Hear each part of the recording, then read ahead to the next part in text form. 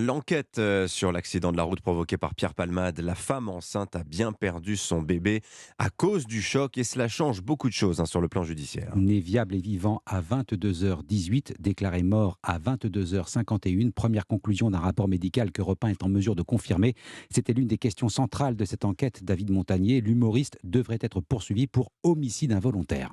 Les premières analyses confirment que l'enfant est mort en raison de l'accident causé par l'humoriste. Selon le premier examen médical, le fœtus est né viable et vivant par césarienne à 22h18 le soir de l'accident. 30 minutes plus tard, sa mort est déclarée. Un décès qui aggraverait les poursuites à l'encontre de Pierre Palmade, selon Jean-Christophe Simpeau, président de l'Association française de droit pénal. La qualification d'homicide involontaire peut s'appliquer dès lors que l'enfant est né vivant et a respiré quelques instants après avoir été séparé de sa mère.